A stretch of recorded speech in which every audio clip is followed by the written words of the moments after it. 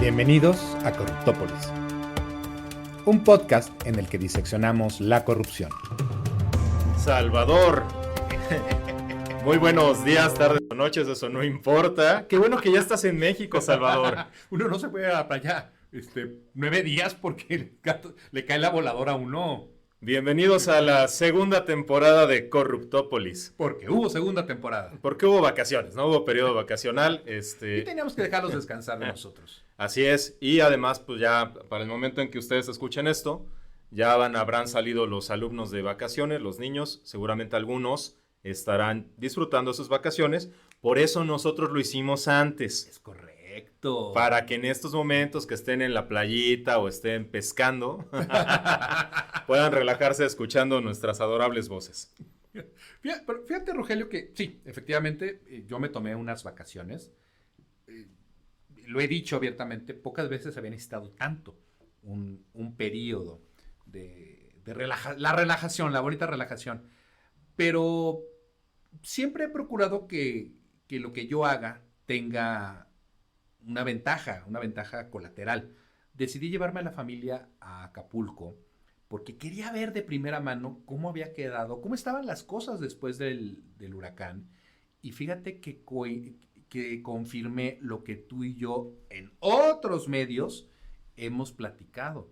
La devastación, pues sí, fue brutal. Claro. Yo estaba en Acapulco Diamante, estaba yo en el Princess, y toda la franja, estaban los edificios, que fue donde entró el huracán, parecían en obra negra. Incluso me decían que hay uno que tiene una estructura muy particular, que ese en teoría se tiene que demoler.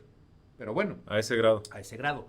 Pero fíjate que empecé a platicar con muchas personas y lo que escuché fue igualmente devastador. Las personas no están pudiendo arreglar los departamentos. ¿Por qué? Pues por algo bastante lógico. Tenían seguros, pero por inundaciones, por cositos. No tenían seguros de huracán. Claro, e incluso ¿no? teniéndolos, también las cláusulas del seguro depende de la intensidad del huracán. Te cubren hasta cierto grado de intensidad. Cierto nivel, no tienen dinero. Entonces, ¿qué está ocurriendo? Que la maña, y dicho por gente de ahí, no, la maña ya está llegando a comprar en cash los departamentos. ¿Qué está haciendo la autoridad, Rogelio, para evitar esto? Pues está Pablo Gómez. Estaba recuperándose de una deshidratación. De una crudototota. No, pero lo acabas de decir muy bien. O sea, ¿dónde está la autoridad? Y ya lo habíamos, vamos a hablar de eso. Sí, claro. Y ya lo habíamos mencionado. El riesgo de que Acapulco se vuelva una lavadorzota de las empresas criminales. Comprando inmuebles a un precio notoriamente inferior. Así es. Quedándose con empresas. Al rato va a ser, pues no sé, un pueblo totalmente controlado por la delincuencia, ¿no? Y ante la inacción del gobierno federal y del gobierno estatal, hay que decirlo también, del gobierno municipal, cada quien en su grado de competencia, o de incompetencia, porque no han logrado dar los apoyos. O sea, te lo comenté cuando estabas allá de viaje, ver esta imagen tuiteada desde la Secretaría de Turismo del gobierno federal diciendo que Acapulco estaba restablecido porque habían pintado las casas. Pues, hombre. Híjole, ¿cómo les...? Es que no sé ni qué contestar, Rogelio. Nosotros estábamos en Acapulco Diamante, devastado, pero decidimos ir hacia el Acapulco tradicional, donde, pues como buen chilango, donde yo crecí. Pescadito a la talla. No, fuimos a Beto Godoy, como siempre, delicioso, sí. Todo. Cómo los precios los dispararon. Digo, ya, estrategia de negocios es otro tema. Pero fuimos al Acapulco tradicional, Rogelio. Perdón que te interrumpa, pero ¿no también están disparados por esto que hemos visto de cobro de derecho de piso y de cómo los están amedrentando? O sea, no te lo van a decir, pero... Es un factor, pero sí lo que te puedo decir es que nos quedamos impactados en el aumento de los precios, cuando se supone, bueno, uno supondría que lo que quieres es recuperarte, es atraer turismo. No, una bebida hidratante, 160 pesos, oye, por Dios, pues ya cómo va a estar la cosa, ¿no? Yo pagué eso en la pandemia por una bebida hidratante de 1 litro de cebada. Y fíjate, nos fuimos al Acapulco tradicional, igualmente destruido, que se supone que es la cara. Y yo me preguntaba, íbamos platicando mi esposa y yo, y nos preguntamos cómo le habrán hecho para poder llevar a cabo el torneo de tenis de Acapulco. Que esto, obviamente, todo ocurre del lado de Acapulco Diamante. El estadio está caminando prácticamente de mi hotel. Oye, pues ¿dónde recibieron, dónde hospedaron a los tenistas, dónde hospedaron a la prensa, a sus equipos? Es una operación de face washing, ¿no? La maniobra Potemkin. Vamos a arreglar esto, pero nos vale madres lo demás. Es una simulación. En cuanto llegamos a Acapulco, Rogelio, fuimos a hacer un súper y teníamos la duda, oye, ir a comer a Barra Vieja, Beto Godoy, ¿será seguro? Y le pregunté a las chavas que atendían la farmacia en una tienda, y me respondieron, no, jefe, no pasa nada, nada más no maneje de noche, ya con eso. Ajá. Y volteo y digo, pero por supuesto que puedo ir. Afuera, creo que fue un Soriana, afuera del Soriana, 2 camionetas del ejército armados hasta los dientes y 2 de Guardia Nacional. Convoys de Guardia Nacional, todo Boulevard de las Naciones, de arriba para abajo. La única precaución que tomé, la verdad, fue salir en el carro con la familia completa o yo solo, porque si saco al chamaco, que ya está más alto que yo, 2 hombres en un carro, no, nos iban a detener. Fue la única medida de protección. Claro que ahí no vas a decir nada malo, claro, hay seguridad, pero salte de esa burbuja, vete hacia la colina, vete pasando la colina a ver cómo está la cosa. Y la cosa está así porque tenemos que entrar en materia, ¿eh? Esto no es gratuito. La delincuencia organizada está tomando control de Acapulco por medio, sí, de la violencia, sí, del cobro de piso y todo esto, pero también por la compra de inmuebles a un precio ínfimo a las personas que se vieron afectadas por el huracán y que no tienen la manera de pagar por la reparación. De lo que me han platicado, saber cuánto vale tu departamento, 10 millones de pesos, perfecto. ¿Cuánto quedó destruido? ¿Cuánto tienes que pagar para arreglarlo? 3, ¿los tienes? No. ¿Qué crees? Aquí tienes tanto más tanto dividido entre tanto. Simulamos una operación ante el notario. Esos notarios de provincia, ¿verdad? Eso no sucede. Simulamos la operación, una donación, una dación en pago, y vámonos. Y se están empezando a hacer los narcos, narcos ya queda claro que tienen otro nombre. La delincuencia se está haciendo ya de inmuebles gracias a esta maniobra. Y eso lo ve, Rogelio, lo ve la gente. Lo he platicado con amigos aquí, colegas, lo he platicado y me dicen, hombre, yo tengo tal amiga, yo tengo tal pariente, yo conozco al tío de un amigo que tuvo que venderle a un güey súper raro y que le ofrecieron en cash el dinero. Te voy a dar 5 millones por tu departamento que vale 10. Te va a hacer una propuesta a la que no te puedes negar. Exactamente. Y eso lo estamos viendo, Rogelio, todos. Y yo así, yo en una etapa micro. Y en una muestra pequeñísima, pero cuando el río suena es porque agua lleva. ¿Y las autoridades, Rogelio? ¿Y la UIF? Y ese es justamente el tema de hoy. El tema de hoy.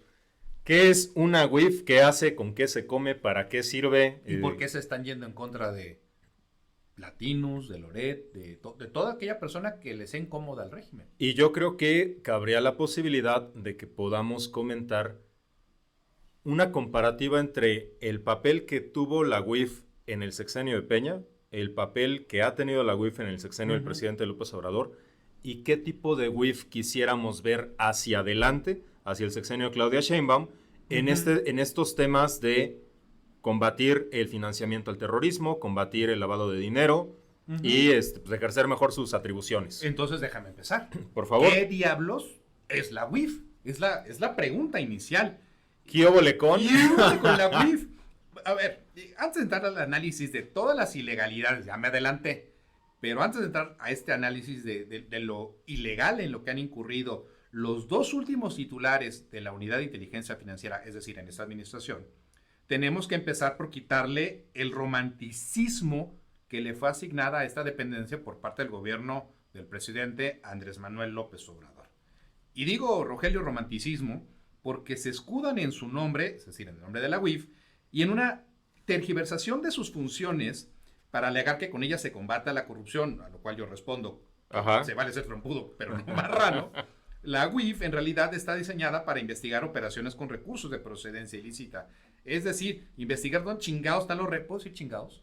Tú puedes decir lo que quieras. Porque para eso es nuestro podcast Corruptópolis. Exactamente. Para eso ya no depende. Es cierto. Ya no tenemos que pedir permiso. Es decir, está diseñada para investigar dónde chingados están los recursos económicos de la delincuencia organizada. O como dice nuestro compa Oscar Valderas, el dinero de las empresas criminales. Pero de los factureros, de los guachicoleros, de los funcionarios públicos corruptos y todos los demás. Y demás fauna. Y en este discurso gubernamental, Rogelio, se le asignó a la UIF las supuestas funciones de combatir la corrupción, pero de una corrupción a modo que no incluye, obvio, a esta, no, Salvador, a esta presidencia. No. Yo recuerdo al inicio del sexenio del presidente Andrés Manuel López Obrador diciendo que el doctor Santiago Nieto iba a estar a cargo de la UIF, y recuerdo un papel fundamental del doctor Santiago Nieto exhibiendo todas estas redes de supuestas redes, perdón, de factureros, de guachicoleros. Así es. Y luego de personas que no tienen. Y luego recuerdo a todos los medios, a toda la prensa nacional. Mamando. Yo no le voy a decir así. Diciéndole zar anticorrupción. El zar anticorrupción. Ah, caray. A ese romanticismo, Rogelio, es al que me refiero. Ok. Porque han utilizado esta idea de que la UIF es un arma todopoderosa que, y sí, nada más mencionar su nombre, al inicio de este sexenio, claro, con el tema de la reforma penal fiscal del 19, sí, mezclándolo con eso, los directivos, los dueños, las dueñas de las empresas se echaban a temblar. Pero eso ya cambió y va a cambiar en breve con la nueva legislatura. Pero creo que tenemos que decir, ante todo esto, hay que quitarle el romanticismo, 1. Y 2, hay que entender qué hace y qué no hace la UIF. Y le voy a decir a nuestras amigas y nuestros amigos, pero lo mismo que digo a los alumnos. Déjame interrumpirte tantito, porque justo en ese tema, o sea, todos escuchan hablar de la unidad de inteligencia financiera, pero cuando tú ves la estructura, la unidad de inteligencia financiera es una de 4 unidades, que es decir, que están al mismo nivel, que están a disposición del secretario de Hacienda y Crédito Público. Y cuando tú ves las otras unidades, se le quita mucho este oropel, ¿no? Que una de ellas es la unidad de comunicación social y vocería, la unidad de coordinación con entidades federativas o la unidad de administración y finanzas. Es decir, unidad de banca y ahorro. Son cosas muy administrativas como para que tú vengas a dar esta cara de ser el super policía zar anticorrupción. Es una unidad administrativa, todas son unidades administrativas, de tercer nivel jerárquico. Exactamente. Para empezar. O sea, no eres ni siquiera eres subsecretario. Cuando yo todavía me llevaba, un pendejo en LinkedIn me intentó pendejear. Es que tú antes a Santiago Nieto. No, a ver, yo entrevisté incluso a Santiago Nieto, estuve en su oficina y tuvimos coincidencias en no pocas cosas. Ya después, cuando pude ver de primera mano las acusaciones de corte político utilizando a la UIF, pero insisto, me estoy adelantando un montón, entendí que algo estaba muy mal y los clientes que me comenzaron a llegar en esos días, pues los defendí con éxito. ¿Pero por qué los logré, Rogelio, defender con éxito? Porque las acusaciones de la UIF estaban fundamentadas en cuestiones meramente de corte apreciativo. Y como diría, hay por ahí una anécdota de un boxeador, con Paco Malgesto, creo. Ahí luego me acuerdo bien. Para el próximo capítulo prometo traerles el dato. No creo. Oye, ¿usted qué piensa de su rival? A ver si hay otro capítulo. ¿Qué opina de su rival? Para mí que es ojete. Les prometo que para el siguiente capítulo les voy a traer la anécdota. ¿Por qué le pones chamba de más a nuestro editor? El editor de Varos. ¿Ves? ¡Editor! Pele con eso y con más. Me di cuenta de las cosas que estaban haciendo y decidí empezar a defender a particulares porque era un claro abuso de las facultades de la UIF. Y eso nos obligaría a regresar a la dichosa definición de corrupción. Y me la voy a tronar porque ha pasado ya mucho tiempo de las vacaciones. Y no está de más que la audiencia recuerde lo siguiente. La corrupción la puedes definir de muchas formas. Para mí, la esencial es la siguiente: el utilizar una posición de privilegio para obtener un beneficio indebido, ya sea en feria o en lo que tú quieras. Para mí, la UIF terminó por ser utilizada como una herramienta militar aplicada al derecho, es decir, el famoso lawfare, ¿no? Y esto es algo que necesitamos decirlo fuerte y claro. Se utilizó esta oficina para amedrentar rivales. Y eso se lo digo, mi querido Rogelio, se lo digo a mis alumnas y a mis alumnos. La UIF es una entidad gubernamental de tercer pichurriento nivel dentro del organigrama de Hacienda, que en teoría le tiene que responder directamente al secretario. Así con el es. reglamento Ajá. que sacaron el 6 de marzo del año pasado. Hay una reforma de 24 de este año. De este año. Ajá, así. Sí, que es la que mete todo el tema de la unidad de administración y finanzas, Ya. reafirmando que la UIF es una cuestión de tercer nivel. De tercer nivel. No al mismo grado Pero que... todo su nuevo reglamento está en el diario del 6 de marzo del año pasado. Bueno, ¿qué se encarga? ¿De qué se encarga la UIF? De recopilar y analizar información del sistema financiero o de actividades vulnerables para poder generar productos de inteligencia que en teoría deberían ser compartidos con los integrantes del Gabinete de Seguridad y en su caso presentar denuncias ante la Fiscalía General de la República. Y ya. Pero esto en el marco, Rogelio, de el delito, y más adelante espero que lo podamos platicar, del delito contenido en el artículo 400 bis del Código Penal Federal: operaciones con recursos de procedencia ilícita y, por supuesto, financiamiento del terrorismo. Pero en México tenemos esta idea de que a capa y espada la defienden. En México no hay terrorismo. Pero quiero también compartirte, Rogelio, y compartirle a la audiencia el hecho de que la UIF no simplemente surge porque se nos haya ocurrido. Fíjate, la UIF surge a la vida el 7 de mayo de 2004. Esto está padre, es así como las películas de Marvel de Origins. ¿Cuándo surge? En el diario oficial está su publicación, 7 de mayo de 2004. Esa es la primera. Ese día surge a la luz. ¿Pero por qué surge a la luz? Pues porque primero el Grupo de Acción Financiera Internacional, México es parte de este grupo desde el año 2000, incluye en sus 40 recomendaciones que los países deben de tener una unidad de inteligencia financiera que sirva como un centro nacional de recepción y análisis de todos estos reportes de transacciones y un largo etcétera. Ok. Y nosotros somos miembros del Gafi desde el 2000. Incluso ahorita Elisa de Anda es la primera mexicana en dirigir el Gafi. Dicen que es un gran honor. Pues yo no tengo nada en contra de ella. Ha hecho un trabajo muy bueno representándonos.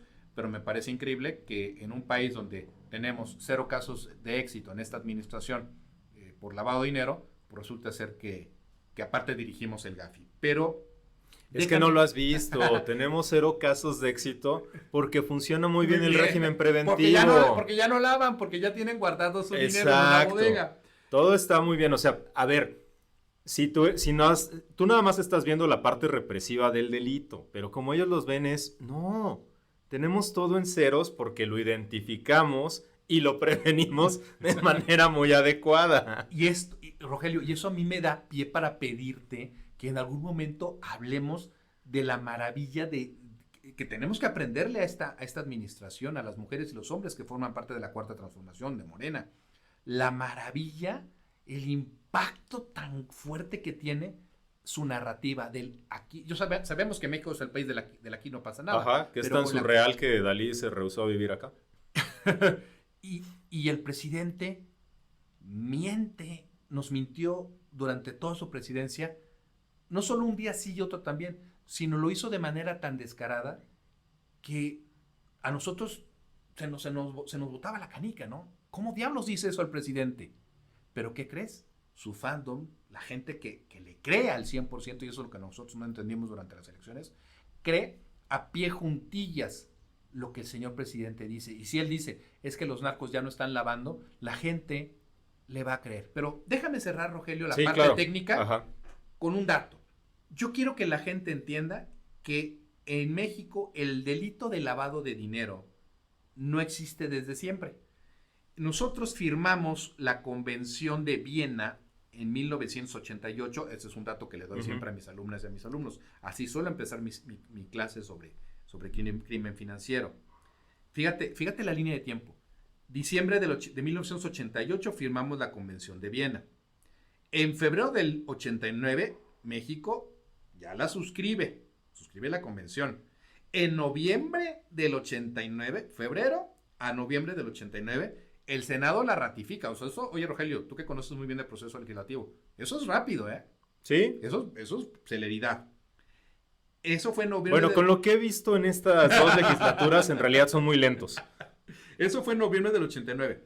En diciembre del 89 incorporamos, otra vez que rápido, incorporamos por fin el delito de operaciones con recursos de procedencia ilícita a nuestro marco legal, pero lo incluimos en el Código Fiscal de la Federación, en el artículo 115 bis, es decir, lo vinculamos a que exista algún tipo de defraudación fiscal.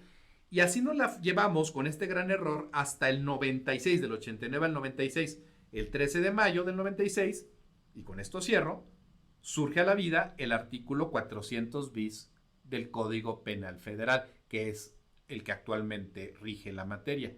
Y a partir de ahí ya entra en juego toda la estructura de prevención de lavado de dinero, primero en el sistema financiero. Así es. Y luego y en el cierre de Calderón, ya en el sistema económico con la infame ley antilavado. Con la LFPORP. Y luego, pues te digo, hasta el 2000, a mí me tocó conocer, que trabajaba yo en el SAT, me tocó conocer cómo fue que se creó la UIF. No tenía ni oficinas, le pusieron unas oficinitas ahí en la administración local de recaudación del sur de la Ciudad de México, allá en Xochimilco. Le dieron un escritorio y un bote de pintura volteado para poderse sentar. Y tú preguntabas, oye, ¿y cómo fue antes la UIF? Fueron muchos años de trabajo, Rogelio, porque los primeros titulares, hubo uno, el abogado Acosta, que duró un mes porque se dieron cuenta que él había sido parte de los abogados de Bejarano. Ajá. Salió en un mes. Entra un abogado de mucho renombre, y mucho prestigio ahí en Hacienda. Y luego entra tres titulares más. Desde el día en que se crea con Vicente Fox hasta Enrique Peña Nieto, prácticamente fue trabajo de campo. Vamos a tener que, fue trabajo de escritorio, que lo dije muy mal. Tuvieron que crear marco jurídico, tuvieron que crear oficinas, capacitar personal, firmar convenciones, adecuar el marco legal, hasta que llega la presidencia de Peña Nieto. Ya van 3 veces que lo digo, esta es la buena. Ajá. Ahora sí cierro.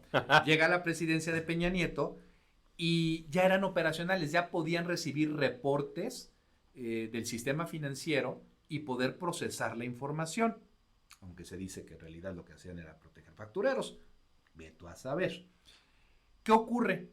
Que un día los gringos le meten presión a Videgaray y Videgaray dice, sí se puede.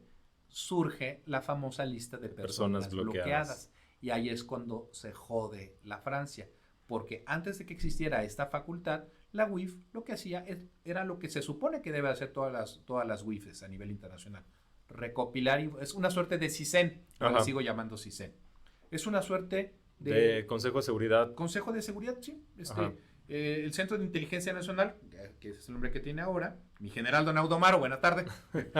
Buen día, buena tarde, buena noche, a la hora que usted escuche este podcast. Es lo que deberían de hacer, pero cuando le meten estas facultades para ya en el argot, ¿no? Te voy a interrumpir tantito para que puedas explicarle un poco más a la audiencia, porque creo que justo acabas de tocar algo fundamental. Cuando la gente común, cuando la gente de a pie empieza a escuchar esta idea de inteligencia y sobre todo inteligencia financiera ya adjetivada, no entiende de qué se trata. Porque en México estamos muy acostumbrados a que la labor de funciones de policía, por ponerlo en un símil, es que tú le digas a alguien, mira, ya se está cometiendo un delito, y ese alguien entonces vaya y lo detenga y lo presente ante el Ministerio Público y demás. No entendemos la parte de inteligencia de recopilar datos, de empezar a revisar patrones, de empezar a hacer perfilaciones. Eso es algo que no se ha entendido. Ahí está, por ejemplo, esta muy buena película sobre la vida de Edgar Hoover y la creación del FBI. Entonces, ¿cómo cambia esta idea de cómo se tiene que hacer la labor de investigación? Científica. Así es, la labor de investigación criminal. Y creo que en esta parte de investigación criminal y tratándose de crímenes financieros es fundamental que tú nos expliques a qué se le llama inteligencia financiera. Te lo voy a explicar, Rogelio, pero con una condicionante. Lo quiero vincular a estas acusaciones, Ajá. de que están investigando a Carlos Loret, a Trujillo, a la esposa de Loret y a Latinus, porque necesitamos también aterrizarlo a un caso práctico. Por supuesto. ¿Qué es lo que hace la UIF? La UIF recibe reportes regulatorios por parte de todo el sistema financiero mexicano. Le hace bancos, OFOMES, casas de cambio, casas de bolsa, toda aquella persona, toda aquella entidad que forma parte del sistema financiero, por ley, tiene que implementar primero protocolos de prevención de lavado de dinero que consisten en identificar a sus clientes, en monitorear sus operaciones. Lo estoy intentando mega hiper compactar. Y en caso de que se rompan ciertas reglas, o en caso de que se cumplan, como lo quieras ver, porque hay una parte legal y una parte metalegal, que se rompan algunas reglas matemáticas o algunas directrices internas, o que se tipifique algún delito de los contenidos, uno de los supuestos contenidos en el 400 bis, que también, si me permites, al ratito quisiera leer una partecita, la que siempre le leo a mis alumnos, entonces tendrían que mandar un reporte regulatorio. Bueno, hay diferentes tipos de reportes, me voy a quedar con uno. Reportes de operaciones inusuales, es decir, cuando un cliente hace una operación financiera que rompe parámetros transaccionales, es decir, recibe más lana de la que sabemos que va a recibir, su perfil transaccional se rompe. Muy sencillo, tú recibes 10,000 pesos a la quincena, es decir, tú tienes un sueldo de 20,000 y así te la llevas. Y si de pronto recibes un depósito de 100,000 pesos, claramente tu perfil se rompió, pero eso no es ni bueno ni malo, es que vendí mi coche. Curiosamente de Badiraguato, ¿no? En una sucursal de Badiraguato. Y ahí, si quisieras, nos podríamos ir al caso, por ejemplo, de las remesas. Claro. O sea, entiendo que recibas remesas si tú estás en Zacatecas. En estados de tradición migrante. Pero ya estamos recibiendo remesas en la alcaldía de Coyoacán, en la Ciudad de México. Bitch, please. Pero bueno, me regreso, Rogelio. Entonces empiezan a recibir reportes regulatorios, y cuando surge la ley antilavado, pues también reportes de personas o actividades consideradas que se llaman actividades vulnerables, contenidas todas en el artículo 17 de la ley antilavado, que si notarios, que si joyeros, que si desarrolladores, que si casineros. Pero ¿qué crees? Algo bien simpático. Nunca han querido ampliar la base de ese artículo 17. O sea, ¿qué base? Oye, vamos, ¿qué tal si metemos equipos de fútbol? ¿Qué tal si metemos gimnasios? Escuelas. Claro, son lavados. Abre un kinder. O también lo que hemos dicho, ¿no? ¿Qué pasó con esta reforma que estaba impulsando Santiago Nieto a la LF-PIORPI, que era la verdadera ley Nieto? Y que afortunadamente se quedó parada en el legislativo porque establecía... Busca darle más dientes. Exacto, y establecía un parámetro regulatorio... Absurdos, de por sí ya es absurdo. Y hacía una carga que pues ibas a terminar gastando más en el cumplimiento regulatorio y no hay una diferenciada que en el negocio mismo, ¿no? Sí, o sea, no es lo mismo. Yo soy desarrollador, sí, pero no es lo mismo que yo tengo un pequeño negocio de desarrollador y yo no puedo competir contra una malvada corporación que levanta desarrollo tras desarrollo en Cancún, en Acapulco. No, pero las obligaciones son las mismas. Pero eso es otro tema. ¿Qué es lo que hace la UIF? Recibe esos reportes del sistema financiero y de actividades vulnerables de ley antilavado, cruza con un software muy avanzado, cruza la información y va a depender si de eso encuentra algún dato. Si ellos detectan alguna notita criminis, por ejemplo, pues fíjate que hay un periodicazo de que un senador, un funcionario en el gobierno me acuerdo en el Senado había un cuate de Puebla que se compró un Audi. Claro. Un Audi R8. Sí. Oye, no manches, apareció, hay un tweet, no me importa cómo, la notita de criminis donde surja, de ahí la agarro. Oye, fíjate que este cuate trabaja en el Senado y se compró un Audi R8. Creo que hasta el tío Richie, saludos tío Richie, sponsorea este podcast. Necesitamos mejores escritores. Hasta él dijo, creo que se subió se subió al mame diciendo, no, espérame, ese carro es por encargo, no es que llegues Ajá, y lo compres. ese no está ya ahí. Lo tienes que pagar por adelantado y que te lo traigan de Alemania. La UIF podría ver eso y decir, a ver, bancos, les giro un oficio a través de una red, de nuestra red segura, lo haces a través de la CNBV, Comisión Nacional Bancaria y de Valores, mándenme info de quién, de esta persona, y empieza a recopilar y empieza a crear un caso. Si de ese caso, y eso es algo que también le digo mucho a ciertos personajes que operan en gobiernos de gobiernos estatales, tu meta nunca debe de ser una carpeta de investigación, porque forzas la investigación a que se encuadre sí o sí en el artículo que tipifica en que tu te lleves, tu estado operaciones con recursos de procedencia ilícita. Porque esa es otra que mucha gente no se da cuenta. El delito de lavado de dinero de operaciones con recursos de procedencia ilícita no siempre es federal. Hay una tipificación federal, pero también está en las entidades federativas. Es correcto. Y si a nivel federal no lo hemos podido atender, pues a nivel local, pues cuanto y menos, ¿no? Pero déjame comenzar ya a aterrizar la idea, Rogelio. Si de un reporte regulatorio encuentro algo que me llama la atención, puedo empezar a investigarlo. Pero también si yo me entero de algo a través de la prensa o de las instancias de seguridad, también lo puedo empezar a investigar. Oye, el dinero de los recursos económicos del marro, por ejemplo. Claro. Oye, pues es que no es que esté en la prensa. Sí, pero el ejército y la marina traen información de que tiene tal y tal y tal propiedad. Ah, ok. Yo de ahí puedo comenzar a investigar. Hago un proceso de inteligencia, cruzo datos. Es como esta escena de James Bond. Yo en mi... ¿Qué le dice ¿cómo se llama? ¿Quién? ¿Q? Ajá. Yo en mi pijama antes de las 8 de la mañana en mi computadora... Echándome un té. Puedo hacer más daño que tú con todas tus armas, ¿no? Y es cierto. Es a base de sistemas automatizados esto. Sí me imaginé a don Santiago Nieto en pijama haciendo daño. ¡Qué fea imagen! Pero bueno, déjame aterrizarlo, Rogelio. Y obviamente la UIF también puede, aparte de intercambiar la información con los otros integrantes del Sistema Nacional de Seguridad, puede presentar denuncias ante la Fiscalía, pero también puede incluirte en su lista de personas bloqueadas. Es decir, te va a impedir hacer uso del sistema financiero.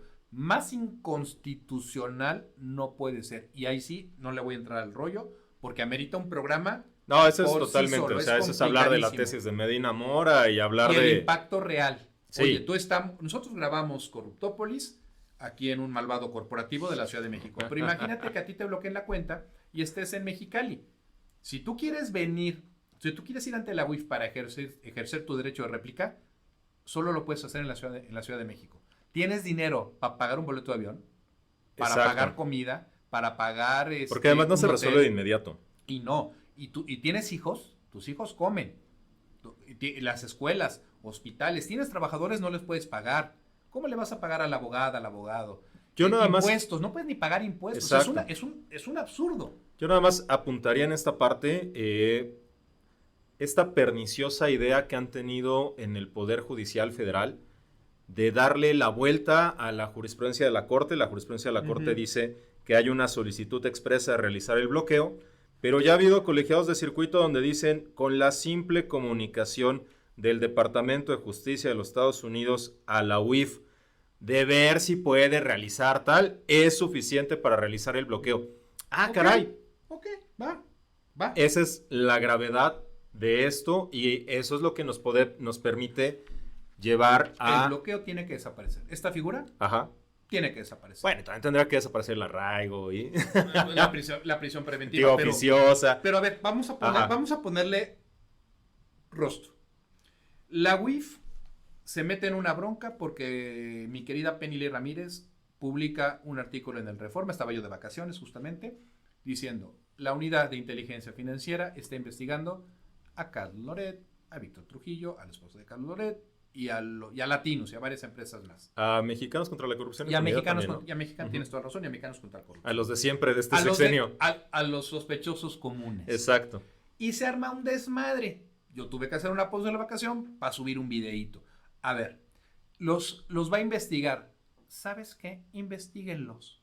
No pasa nada. ¿Por qué? Porque para que se sustenten una posible acusación o una inclusión en la lista de personas bloqueadas, la UIF tendría que concluir y comprobar, y lo de comprobar, imagínense que estoy haciendo aquí la señal de comillas, que se está actualizando la tipicidad, es decir, el contenido del artículo 400 bis, y voy a aplicar el mismo chiste que aplico con mis alumnos. ¿Listos? 1, 2, 3.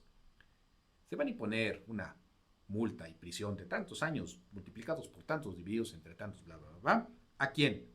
Adquiere, enajena, administre, custodia, posee, cambie, convierte, deposite, retire, dé o reciba, por cualquier motivo, invierte, traspase, transporte, transfiera dentro del territorio nacional de este hacia el extranjero o a la inversa, recursos, derechos o bienes de cualquier naturaleza, cuando tenga conocimiento de que proceden o representan el producto de una actividad ilícita. Esa es la fracción primera.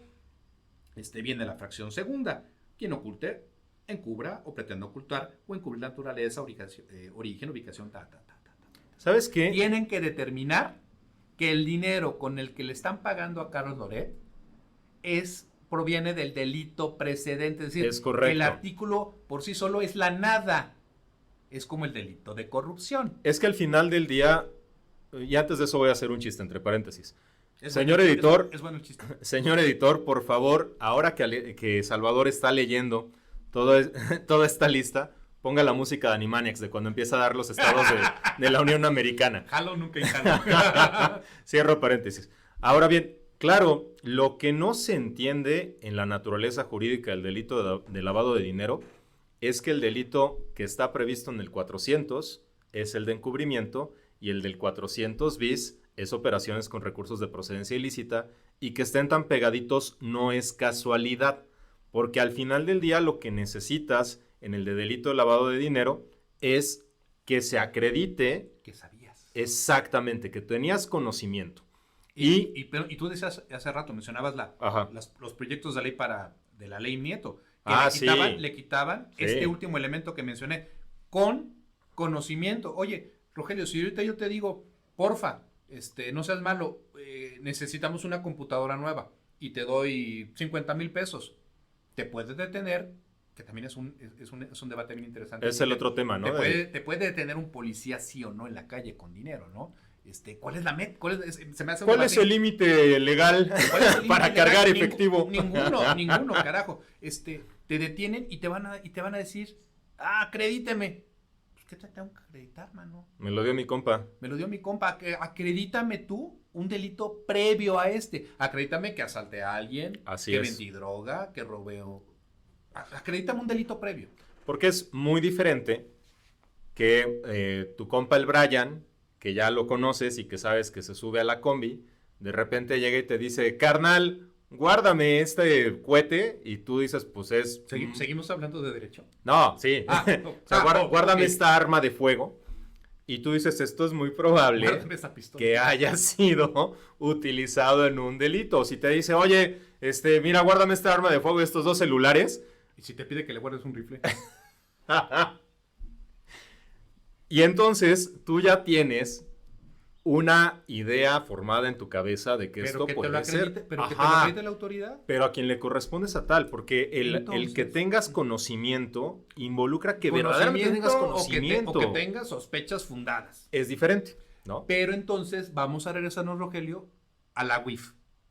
El hecho de que hayan solicitado información de estos periodistas y de la esposa de uno de ellos nos lleva a afirmar que están saliendo a pescar. A ver qué te encuentro. Pues, ¿qué van a responder ellos? Pues a mí me paga esta empresa. Yo le facturo, siempre y cuando tengan su parte impositiva al dedillo, que me parecería de verdad absurdo que cometan un error de corte fiscal. Pero, a ver, espérame, te voy a interrumpir. Todo lavador de dinero sí o sí quiere pagar impuestos. Son los mejores contribuyentes. Antes, nosotros vamos a meter la pata antes que una empresa vinculada a la delincuencia. No es cierto, mis impuestos están bien. No me quiero ir, señor Dagnino. Sí, tienes toda la razón. Yo se lo digo a mis alumnos. Las empresas vinculadas a la delincuencia organizada no andan con mamadas de ¿cómo le llaman? De hacer todo deducible. No. Las políticas fiscales, no, de la planeación. La planeación fiscal. Ya se me va la vida. O la contabilidad creativa. Ni madres. Tienen su parte fiscal kosher a más no poder. Ellos sí le hacen al compliance fiscal. Guiño. Y se me hace de lo más interesante. Entonces, regresando al tema de WIF, siempre y cuando estas personas investigadas y entidades tengan su parte fiscal a salvo, no hay absolutamente nada que les pueda demostrar la unidad de inteligencia financiera. Entonces, ¿qué están haciendo, Salvador? Espionaje político. Eso y la DFS, para los que tengan edad, sabrán entender, la entonces Dirección Federal de Seguridad, la DFS y la WIF son lo mismo, nomás con la diferencia de que la DFS pues era de los tiempos de Echeverría, ajá, manejada por los más malos en la... O la DIPS, la Dirección de Investigaciones Políticas y Sociales. Es que esa fue primero, esa fue y luego vino... Fue la DFS primero y luego viene la DIPS. Mira, me aplicaste a la juvenil. Están haciendo lo que hacía la Dirección Federal de Seguridad. Punto. Entonces, ¿ante qué estamos, Rogelio? Ante el abuso de una posición de poder para obtener un beneficio indebido que no necesariamente se tiene que traducir en recursos económicos. Están utilizando una entidad que está contemplada a nivel internacional para combatir el dinero para ponerle nombre, para combatir el dinero de la delincuencia organizada de grupos terroristas, está siendo usada para amedrentar adversarios. Porque si yo estoy mal, lo acepto. No más que me contesten algo. ¿Cuánta riqueza le han tumbado al señor Don Mencho? No. ¿Cuánta riqueza le han tumbado al señor Don... ¿Cuál que nombre le ponemos? ¿Cuál quieres? Al señor de Don Sinaloa. O al señor de Don Golfo. No le pongas tanto nombre. ¿Cuánta lana cuántas empresas le han tumbado, le han detectado? Ninguna. Lavar dinero, Rogelio. Qué feo lo que voy a decir, ¿eh? Es facilísimo para las estructuras criminales en México. Porque sabes, entre otras tantas cosas, que la autoridad está más ocupada en perseguir rivales. Y justo ahí es el tema en donde lamentablemente la gente que no tiene conocimiento sobre estas cuestiones técnicas asume que porque la unidad de inteligencia financiera está corriendo sus modelos o está haciendo este tipo de pesquisas respecto de ciertas personas, entonces ya son malos de Malolandia o ya efectivamente son los corruptos que dice el presidente, sin entender que el tema del lavado de dinero, lo que tú requieres, u operaciones con recursos de procedencia ilícita, es como su nombre lo indica, que el recurso tenga una procedencia ilícita, contraria a derecho. Hubo un evento delictivo previo. ¿Cuál? Joder, defraudación fiscal, narcotráfico, secuestro, robo, extorsión, fraude, contrabando, no sé, pónganle ustedes cualquier ilícito que haya generado una ganancia ilícita económica. Y eso me lleva a otra parte. Esta idea de la UIF como un agente anticorrupción, si nosotros vemos los delitos que están tipificados en materia de combate, de hechos, delitos por hechos de corrupción. La nada jurídica. ¿Cuáles de ellos producen un resultado en pecunio, en dinero? ¿Cuántos de ellos producen un recurso de procedencia ilícita, cohecho? A ver, estos delitos por hechos de corrupción, ¿sí? Como le hayan puesto, a ver, pues son delitos de hacer o de no hacer, ¿no? Son delitos, ¿cuántos son los que van a generar feria? Así es. Porque si no genera feria... No pueden ser antecedente de lavado de dinero. Así es. O sea, la fucking hipotenusa. Entonces, ¿por qué? El tema es, lo hemos dicho muchas veces, no es un tema jurídico, es un tema político, no es un tema de técnica, es un tema de narrativa. Y en este tema de narrativa, en realidad, lo que se está mostrando es que la UIF se está utilizando de manera parcial, de manera sesgada, para poder hacer persecuciones de enemigos políticos, pero no para salvaguardar la integridad del sistema financiero a través de operaciones de inteligencia que permitan identificación y prevención. Y ahí tienes, Rogelio, el caso que Acapulco, con el que comenzamos esta conversación. Así es. Si la UIF no... Mira, aquí vamos a quitarle a la UIF. Si el gobierno federal mexicano no realiza investigaciones de fondo y el gobierno estatal, vamos a embarrar al gobierno estatal de Guerrero. Pues porque ahí tienen las unidades de inteligencia patrimonial, ¿no? Ajá, tienen WIPs. Recursos y tienen fiscalía, ¿eh? Y tienen... Aunque no tuvieran WIPE. Y tienen normativa, ¿no? Tienen código penal estatal. Tienen código penal vigente, a la fregada. Si el gobierno federal y si todos los gobiernos estatales y la Ciudad de México, porque quieres ejemplo de Ciudad de México, ahorita te lo doy, no investigan qué está pasando con el dinero, hacia dónde corre el dinero de la delincuencia. Yo siempre le digo, Rogelio, a mis alumnos, la feria es como un organismo vivo, es como un río, toma el cauce por la ruta que menos obstáculos le ofrece y en dado caso hasta abre brecha. Y es un organismo vivo porque nace y se reproduce y no sé si muera todavía. Pero ¿quieres un ejemplo? Pues ahí está en la Ciudad de México también. ¿Quieres un ejemplo diferente? El caso de la comunidad china, que está siendo señalada, y hay muchos reportajes que hablan de esto, que están comprando a la mala inmuebles. Comunidad asiática, porque en una de esas también entran... Tienes toda la razón, porque va a sonar hasta racista. Exacto. Los malos no tienen ni género ni nacionalidad. ¿Sabes? Porque si no ya estás como Rafael Bernal en el complot mongol en esa obra. A ver, ¿dónde chingado está la UIF?